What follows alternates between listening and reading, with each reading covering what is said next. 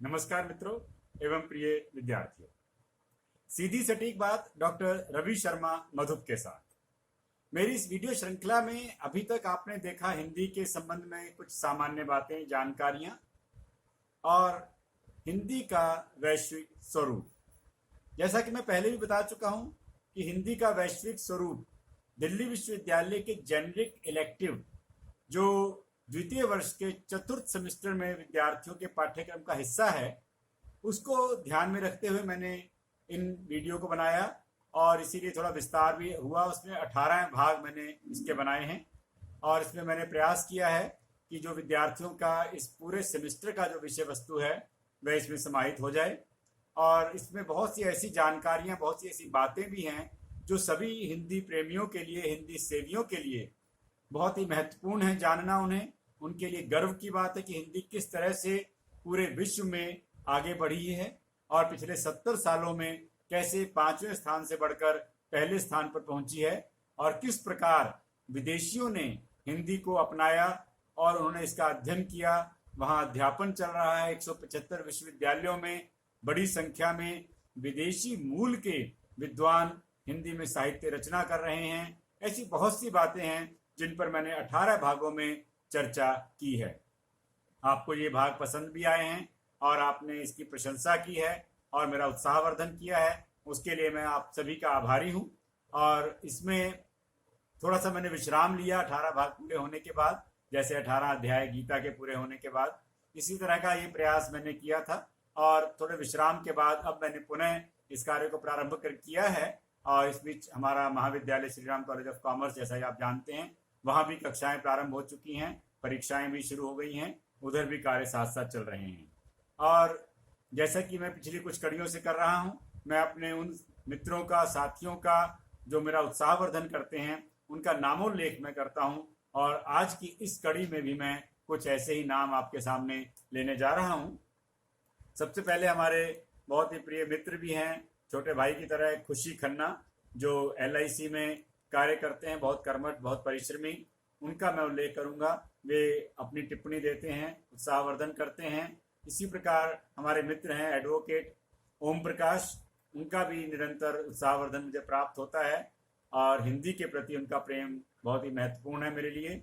और इसके अतिरिक्त श्री BK सेठी जी, जो nationsbook.in नाम से एक ऑनलाइन बुक स्टोर चला रहे हैं और सेवानिवृत्ति के बाद ये कार्य कर रहे हैं। बहुत उत्साही हैं, बहुत कर्मठ हैं, मेहनती हैं। और मेरे मित्रों की प्रकाशित पुस्तकें आपको उनके पास मिल जाएंगी और वे ऑनलाइन ऑर्डर लेते हैं, किताबों को भेजते हैं, घर पहुंचाते हैं।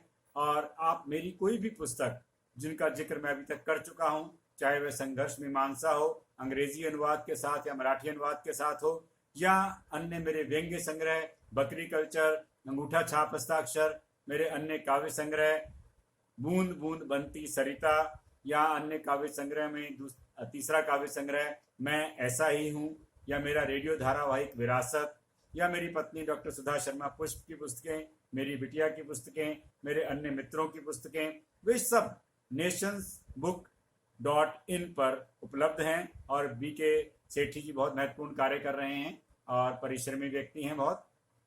इसके अतिरिक्त रश्मि सिंह मेरा उत्साहवर्धन कर रही हैं। आशा शर्मा जो हिंदी शिक्षिका हैं, वे भी मुझसे जुड़ी हैं और उत्साहवर्धन कर रही हैं। डॉक्टर हरीश सेठी जो इग्नू में अनुवाद विभाग में प्रोफेसर हैं, उनका भी निरंतर मुझे इसमें उत्साहवर्धक संदेश मिलता रहता है।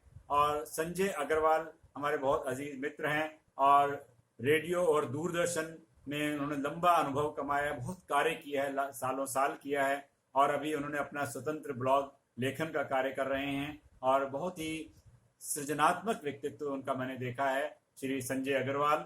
सविता चड्ढा जी जो पंजाब नेशनल बैंक में राजभाषा विभाग में मैनेजर, जिसको हम प्रबंधक कहते हैं, ऐसे वरिष्ठ पद से सेवानिवृत्त हुई हैं, लेकिन उनका और बड़ा परिचय है। उन्होंने अनेक उपन्यास, कहानी संग्रह, कविता संग्रह लिखे हैं, प्रकाशित हुए हैं उनके। बहुत सम्मानित हमारी बड़ी दीदी रानीबाग में ही रहती हैं, हमारे निकट ही। सविता चड्ढा जी भी निरंतर शाबाशी देती हैं। और मेरे छोटे भाई डॉक्टर सुभाष शर्मा जो DAV में अध्यापन कर रहे हैं और बहुत ही उत्साही व्यक्तित्व है उनका, और उनका भी मुझे निरंतर उत्साहवर्धक संदेश प्राप्त होता है। और मेरे विद्यार्थी प्रेम कुमार जो हमारे साथ श्री राम कॉलेज में जुड़े रहे और हिंदी कार्य में विशेष रूप से अग्रसर रहे, चाहे वह हिंदी साहित्य सभा की बात हो, चाहे हमारी यमुना पत्रिका की बात हो, ऐसे प्रेम कुमार जी का भी उत्साहवर्धन मुझे होता है, क्योंकि विद्यार्थी भी हमारा उत्साह बढ़ाते हैं और वे ऐसे प्रबुद्ध विद्यार्थी हैं जो हिंदी से जुड़े हैं। ये हमारे लिए हमेशा गर्व की बात होती है। तो ये था कुछ उल्लेख उन साथियों का जो मेरा उत्साहवर्धन करते हैं। और अब मैं आपके लिए लेकर आया हूं एक नई श्रृंखला। इसमें मैं कुछ ऐसी बातें आपके लिए लेकर आया हूं जो हिंदी वर्तनी के भ्रामक बिंदुओं को लेकर हैं। इसी में आगे और चल करके मैं हिंदी व्याकरण से संबंधित भ्रामक बिंदुओं का भी उल्लेख करूंगा, भ्रम निवारण का प्रयास करूंगा। अल्प बुद्धि के अनुसार जितना मुझे ज्ञान प्राप्त हुआ है थोड़ा बहुत, उसका मैं चाहता हूं सदुपयोग हो। और जो हिंदी को लेकर भ्रम और विवाद के बिंदु हैं उनको मैं एक एक करके अपनी इस श्रृंखला में समाहित करूं, उस पर चर्चा करूं और जितना मुझे जानकारी है मैं स्पष्टीकरण दूं। तो हम जानते हैं कि हिंदी एक बहुत ही महत्वपूर्ण भाषा है, संस्कृत की बड़ी बेटी है और संस्कृत से ही इसने अपनी वर्णमाला से लेकर व्याकरण तक सब कुछ वहां से लिया है। संस्कृत इसकी माँ है, जननी है और भारतीय भाषाएं, अन्य अनेक भारतीय भाषाएं संस्कृत से उत्पन्न हुई हैं। और उस अर्थ में हम इन्हें सबको, भारतीय भाषाओं को, हिंदी की बहनें कहते हैं, भगिनी कहते हैं। लेकिन संस्कृत में कोई किसी प्रकार का भ्रम, किसी प्रकार का संदेह या विवाद कभी नहीं रहा। क्यों? क्योंकि संस्कृत वैज्ञानिक भाषा है। उसकी लिपि देवनागरी विश्व की सर्वाधिक वैज्ञानिक लिपि है। और हम जानते हैं कि चाहे वर्णों के वर्गीकरण से ही अगर हम बात करें, वहां से ही हम देखते हैं कि इतना वैज्ञानिक वर्गीकरण विश्व की किसी भाषा में नहीं है।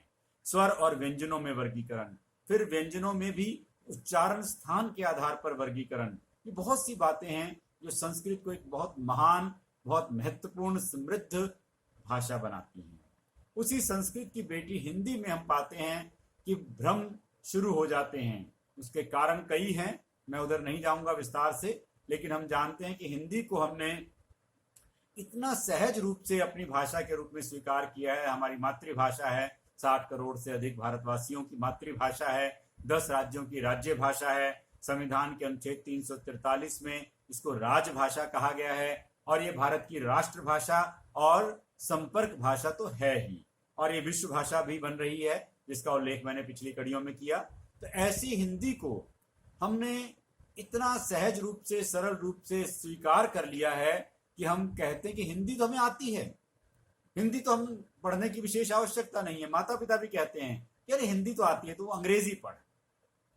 और हम नहीं जानते कि जाने अनजाने हिंदी को लेकर भी हम अनेक अशुद्धियां करते हैं, और तो और हिंदी की वर्णमाला को लेकर ही भ्रम शुरू हो जाते हैं। और आज मैं सबसे पहले बिंदु के रूप में ले रहा हूं, हिंदी की वर्णमाला में कितने वर्ण हैं। जी हाँ, ये प्रश्न आपको थोड़ा सा हैरान करने वाला लगेगा, लेकिन मैं जानता हूं कि इस प्रश्न का उत्तर भी आप सबके दिमाग में अलग अलग आ रहा होगा। क्यों? क्योंकि हिंदी एक सजीव भाषा है। हिंदी में निरंतर परिवर्तन होते रहे हैं। संस्कृत को देव भाषा कहा गया और उसमें परिवर्तन करने का अधिकार मनुष्यों को नहीं है, ऐसा हमारे पूर्वज वैज्ञानिकों ने कहा। इसलिए संस्कृत में परिवर्तन प्रायः नहीं हुए। लेकिन हिंदी तो हमारी अपनी भाषा है, संस्कृत का सरल रूप है, उसी से विकसित हुई है। इसलिए हमने हिंदी में आवश्यकता अनुसार समय के साथ साथ अनेक परिवर्तन किए, और इन परिवर्तनों की शुरुआत हम देखते हैं वर्णमाला से ही होती है। इसलिए जब प्रश्न आता है कि हिंदी की वर्णमाला में मूल वर्ण कितने हैं, तो इस प्रश्न के उत्तर अलग अलग मिलते हैं और इसके कई कारण हैं। एक कारण है कि ये मूल वर्णों की संख्या भी बदलती रही है। कौन लोग क्यों बदलते हैं, इन पर हम बात करेंगे। लेकिन अंग्रेजी की वर्णमाला में आप जानते हैं पूरे विश्व में कोई भ्रम, कोई विवाद नहीं है। आप दिल्ली में पूछें या आप मुंबई में पूछें या इंग्लैंड में पूछें या अमेरिका में पूछें, अंग्रेजी की वर्णमाला में कितने वर्ण हैं? 26 वर्ण हैं।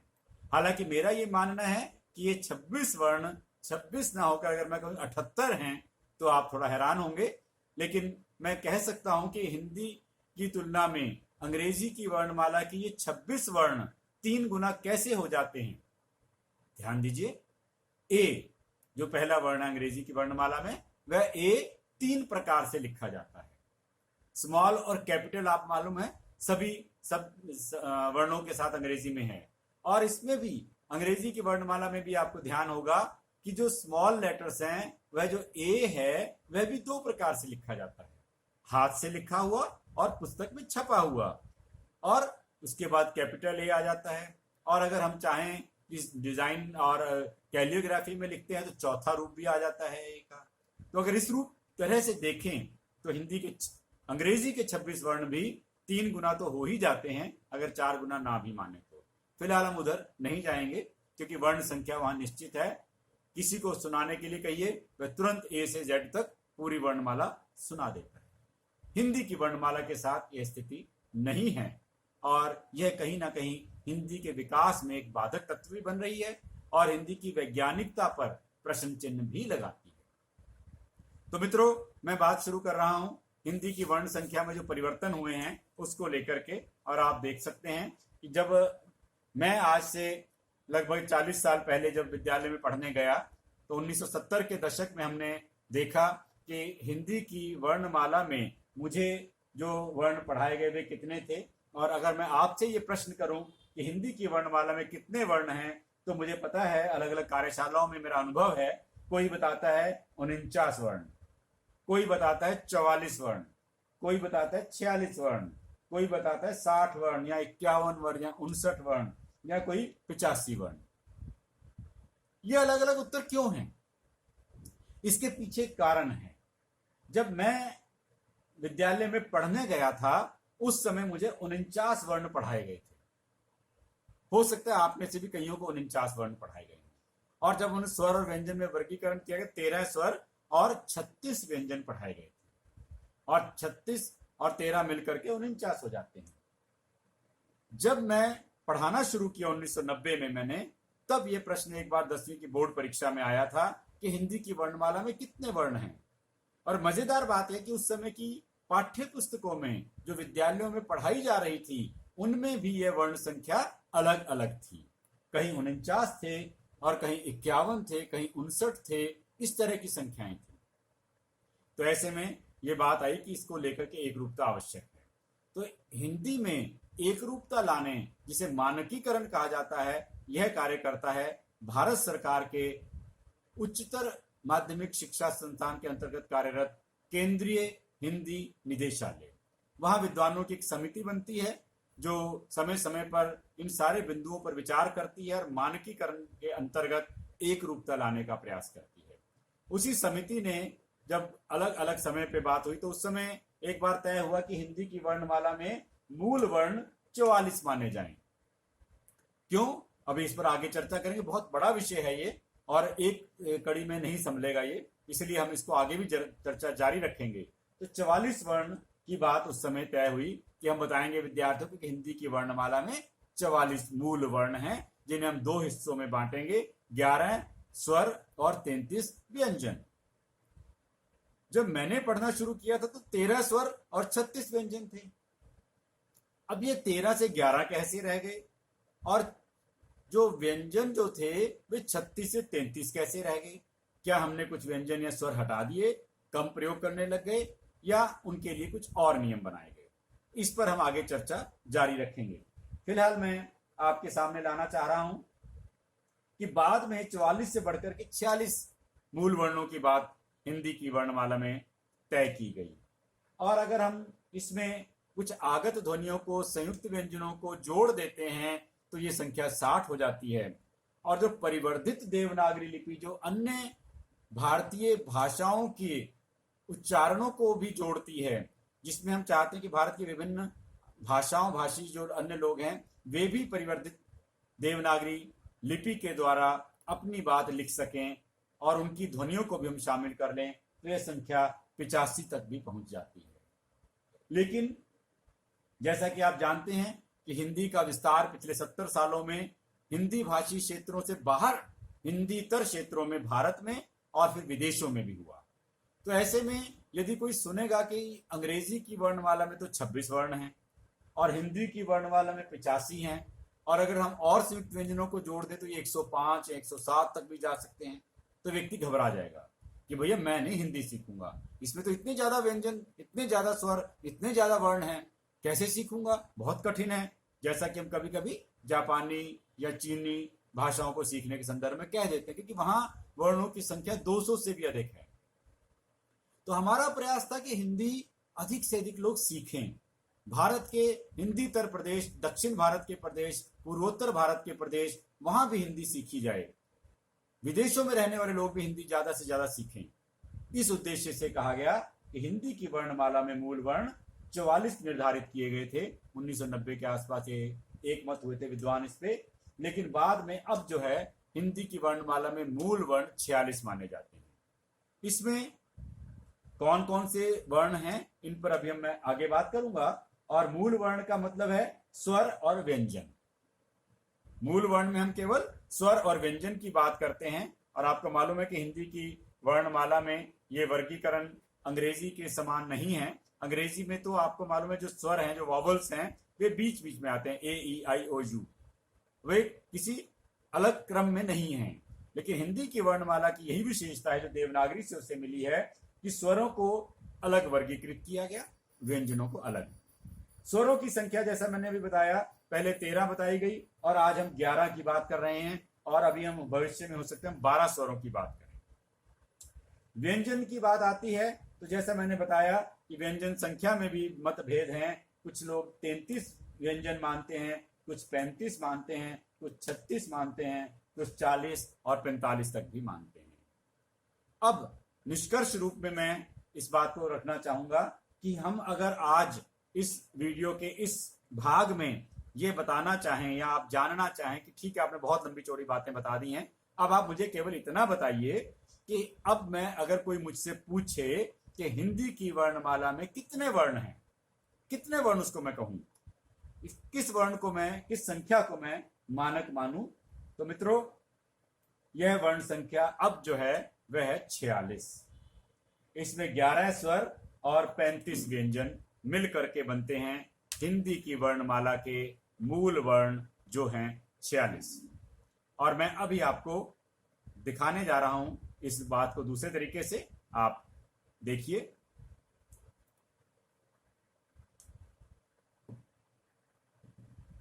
आप देख पा रहे हैं हिंदी की वर्णमाला में मूल वर्ण कितने हैं। इस प्रश्न का उत्तर मैंने दिया 46 वर्ण। याद रखिए, मैं बार बार कह रहा हूं मूल वर्ण। इन मूल वर्णों में क्या शामिल है और क्या शामिल नहीं है, इस पर अभी आगे चर्चा हम करेंगे।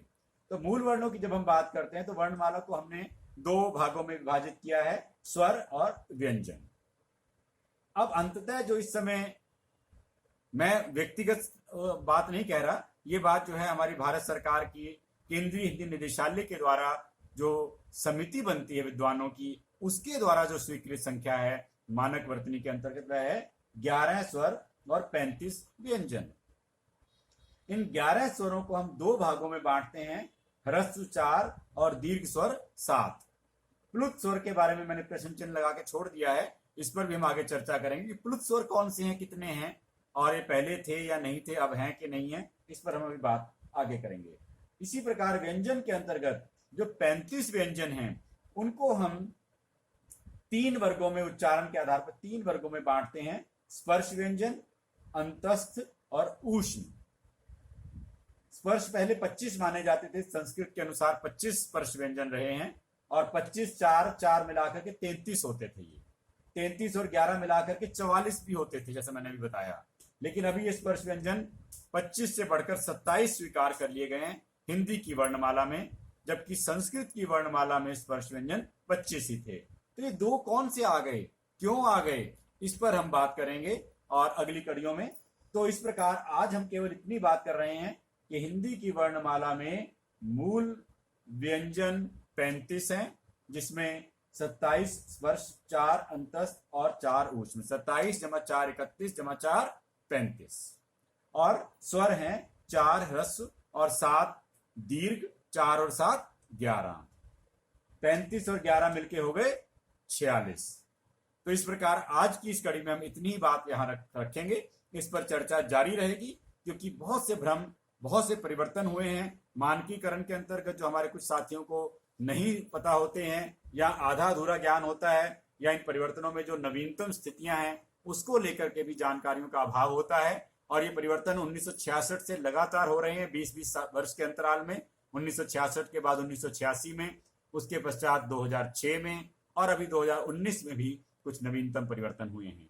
इन परिवर्तनों के आलोक में मैं ये सारी कड़ियों पर चर्चा करूंगा, वर्तनी के मानकीकरण पर, और फिर व्याकरण पर भी हम बात करेंगे। जो संशय हैं, जो भ्रम हैं, उनका निवारण करने का प्रयास मैं करूंगा। तो आप देखते रहिए मेरा ये वीडियो श्रृंखला, जिसमें हम बात कर रहे हैं हिंदी वर्तनी भ्रम निवारण, और आज उसकी ये पहली कड़ी है, हिंदी वर्तनी भ्रम निवारण। इसके बाद हम लेंगे हिंदी व्याकरण भ्रम निवारण। तो इन बिंदुओं पर चर्चा जारी रहेगी और ये एक लंबी कड़ी, लंबी श्रृंखला चलने वाली है। तो मुझे आशा है कि आप मुझसे जुड़े रहेंगे, आपको ये वीडियो श्रृंखला पसंद आएगी। और आप अभी तक यदि आपने सब्सक्राइब नहीं किया है तो आप इसे सब्सक्राइब भी अवश्य करेंगे, और अपने मित्रों को, अपने विद्यार्थियों को भी ये जानकारी लेने के लिए प्रेरित करेंगे मेरी इस वीडियो श्रृंखला के माध्यम से, जो नाम है डॉक्टर रवि शर्मा मधुप। हिंदी अंग्रेजी में लिखेंगे, और YouTube पर आप अपनी टिप्पणियां दीजिए और इसे देखिए और मुझे बताइए कि इसमें और क्या चाहते हैं।